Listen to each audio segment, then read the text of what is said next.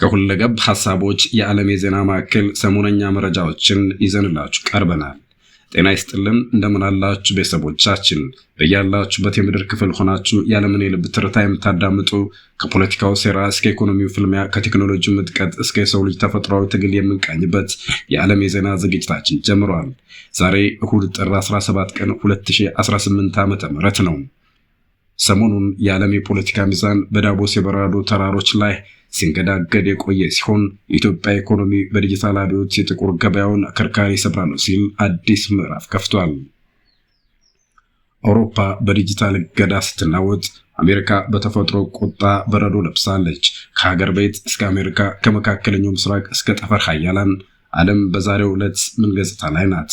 አብራችሁን ስትቆዩ የምንዳስሰው ይሆናል።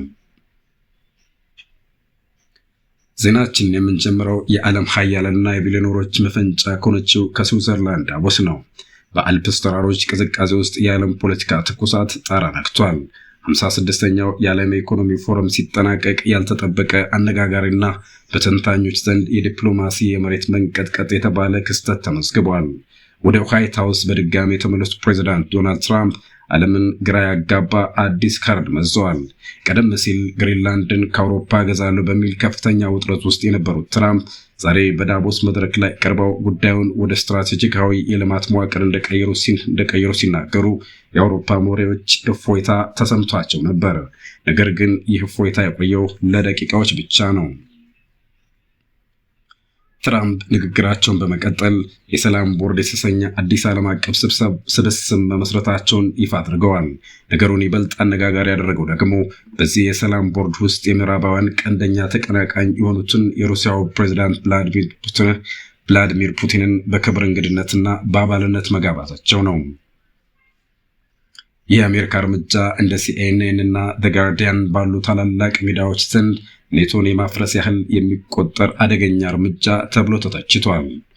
የአውሮፓ ህብረት ኮሚሽን ፕሬዝዳንት በበኩላቸው ይህ የዲሞክራሲን ዋጋ የሚያረክስ የፈላጭ ቆራጮች ጥምረት ነው ሲሉ ምሬታቸውን ገልጸዋል። ትራምፕ ግን ዓለም ሰላም የምትሆነው ጠንካራ ሰዎች ሲነጋገሩ ብቻ ነው በሚል አቋማቸውን አጽንተው ቆይተዋል። በዳቮስ ኮሪደሮች ውስጥ የሚሰማው ሽክሽክታም እንደሚያመለክተው ይህ አዲስ ጥምረት በቀጣይ ዓመታት የዓለምን የጂኦፖለቲካ ካርታ እንደገና ሊስለው እንደሚችል ይጠቁማል። ፕሬዚዳንት ዶናልድ ትራምፕ በዳቮስ መድረክ ላይ ሆነው በሰሜን አሜሪካ የንግድ ስምምነት ላይ ቦምብ ጥለዋል። ፕሬዚዳንቱ ጎረቤታቸው ካናዳን እንደ ድልድይ የምታገለግል ጠላት ሀገር ሲሉ ፈርጀዋታል።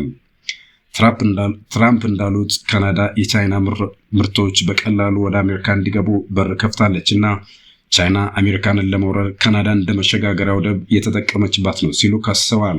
በዚህም ምክንያት አሜሪካ በካናዳ ምርቶች ላይ የ100% ቀረጥ መጣሏን ዛሬ ማለዳ ላይ ይፋ አድርገዋል።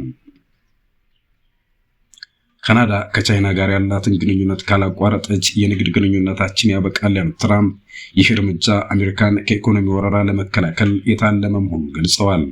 የካናዳው ጠቅላይ ሚኒስትር ጀስቲን ትሩዶ በበኩላቸው ይህ እርምጃ የሁለቱንም ሀገራት ኢኮኖሚ ያፈርሳል ሲሉ ስጋታቸውን ገልጸዋል።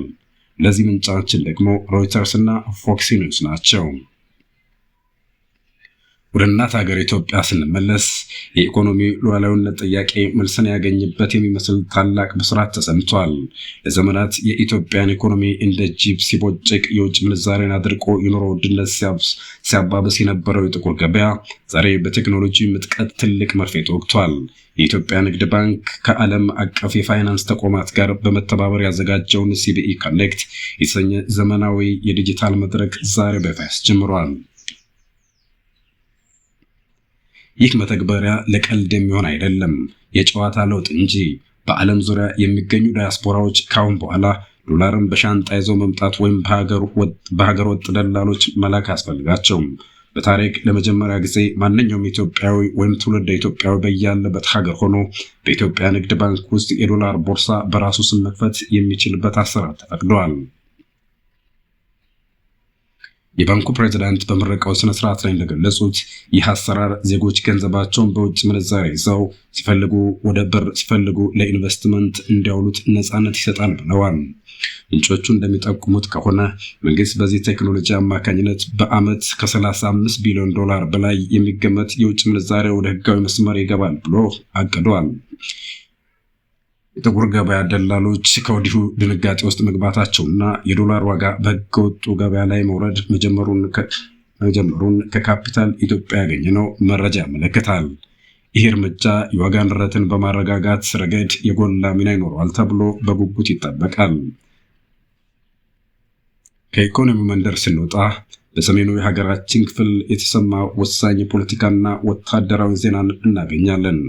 በአማራ ክልል ለረጅም ጊዜ በተበታተነ መልኩ ሲንቀሳቀስ የነበሩ የፋኖ አደረጃጀቶች ታሪካዊ የተባለ ውህደት ፈጽሟል ተብሏል።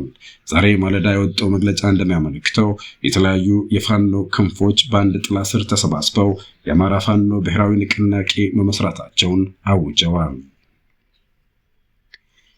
ይህ ክስተትም በኢትዮጵያ ፖለቲካ ውስጥ አዲስ ምዕራፍ የሚከፍት ነው ተብሏል። ቀደም ሲል ማንን አናገር ለሚለው የመንግስትና የአደራዳሪዎች ጥያቄ የውህደት አንድ ወጥ ምላሽ ይዞ መጥቷል ተብሏል። የተዋቀረው አዲስ አመራር ወታደራዊ ክንፉን ብቻ ሳይሆን የፖለቲካ መርህ፣ ዲፕሎማሲያዊ ግንኙነትን የሚመራ ማዕከላዊ ኮሚቴ እንዳለው ታውቋል። የፖለቲካ ድንድ ተንታኞች እንደሚሉት ይህ የአማራ ፋኖ ውህደት በአካባቢ ያለውን የኃይል ሚዛን በእጅጉ ይቀይረዋል ተብሏል። ድርድር ከተፈለገ ለአደራዳሪዎች መንገዱን ሲያቀል፣ ግጭት ከቀጠለ ደግሞ ይበልጥ የተደራጀና ጠንካራ ጉልበት እንዲኖራቸውም ያስችላል የሚል ሐሳብ ቀርቧል።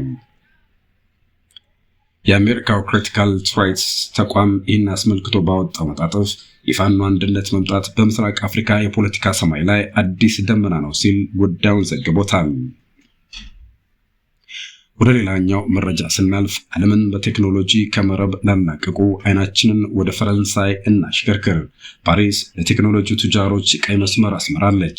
ፕሬዚዳንት ኢማኑኤል ማክሮን የልጆቻችን አእምሮ ለሽያጭ አይቀርብም፣ የፈረንሳይ ቀጣይ ትውልድ በስልኮች ስክሪን አይቀጭም በሚል ጠንካራ መፈክር ዓለምን ያስደነገጠ አዲስ ሕግ ፈርመዋል። እድሜያቸው ከ15 ዓመት በታች የሆኑ ህጻናት ማህበራዊ ሚዲያዎችን እንደ ቲክቶክ፣ ኢንስታግራም እና ስናፕቻት እንዳይጠቀሙ የሚከለክልና ወላጆች ቢፈቅዱም እንኳን የዲጂታል መታወቂያ ካልቀረበ በስተቀር አፕሊኬሽኖቹ ለህፃናት ዝግ የሚሆኑበት የዲጂታል አጥር አዋጅ ይፋ ሆኗል። ይህ ህግ እስከ መስከረም ወር ድረስ ሙሉ በሙሉ ተፈጻሚ እንደሆነ የታዘዘ ሲሆን ትዕዛዙን የማይፈጽሙ ማህበራዊ ሚዲያ ኩባንያዎች በቢሊዮን ዩሮ የሚቆጠር ቅጣት ይጠብቃቸዋል። ይህ የፈረንሳይ እርምጃ በአውሮፓ ህብረት ዘንድ እንደ አርአያ የታየ ሲሆን በሲሊከን ቫሊ የሚገኙ የቴክኖሎጂ ኩባንያዎች የአክሲዮን ዋጋ በትንሹ እንዲሸራተት ምክንያት ሆኗል። ቴክኖሎጂ ባሪያ ሊያደርገን ሳይሆን ያገለግለን ነው የተፈጠረው ያሉት ማክሮን ይህ ውሳኔ የፈረንሳይን ትምህርት ጥራትና የህፃናት ስነ ልቦና ይታደጋል ተብሎ ይጠበቃል።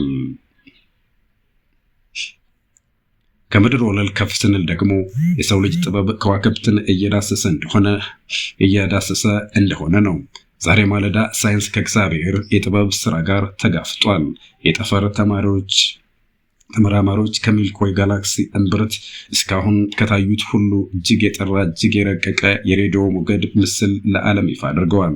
በኔቸር መጽሔት ላይ እንደተገለጸው ይህ አዲስ ምስል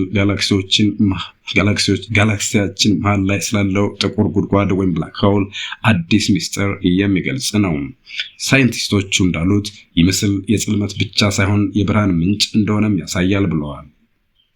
በቢሊዮን የብርሃን ዓመታት ርቀት ላይ የሚገኘው ክስተት ስለ አጽናፈ ዓለም አፈጣጠር የነበረንን እውቀት ጥያቄ ውስጥ የሚከት አዲስ የፊዚክስ ቀመር የሚያስፈልገው ግኝት ነው ተብሎለታል። የሰው ልጅ ምንም እንኳን ምድር ላይ እርስ በርስ ቢናቆርም አእምሮው ግን የጠፈርን ምስጢር ለመፍታት ሌት ተቀን እየተጋ ነው። በመጨረሻም አንዳንድ መረሳት የሌለባቸው አዳዲስ ክስተቶችን በወፍ በረር እንቃኝ። ሰሜን አሜሪካ ተፈጥሮ ፊቷን አዙራለች። አሜሪካና ካናዳ በታሪክ ታይቶ በማይታወቅ የበረዶ አውሎ ነፋስ እየተገረፉ ነው። ከ14500 በላይ በረራዎች ተሰርዘዋል። ኒውዮርክ፣ ቺካጎ እና ቶሮንቶ በበረዶ ለብሰዋል። የከተሞች እንቅስቃሴ ቆሟል። በሚሊዮን የሚቆጠሩ ቤቶች የመብራት አገልግሎት ተቋርጦባቸዋል። የአየር ንብረት ለውጥ መዘዝ በሀያሉ ሀገር ላይ ክንዱን አሳርፏል። መካከለኛው ምስራቅ የጦርነት ነጋሪት አሁንም እየተጎሰመ ነው። በእስራኤልና በጋዛ ያለው ውጥረት እንደቀጠለ ሲሆን የኢራን የጦር መሪዎች ዛሬ በሰጡት ማስጠንቀቂያ ለአሜሪካና እስራኤል ትንኮሳ ምላሽ ለመስጠት ጣታችን በቃታ ላይ ነው ብለዋል።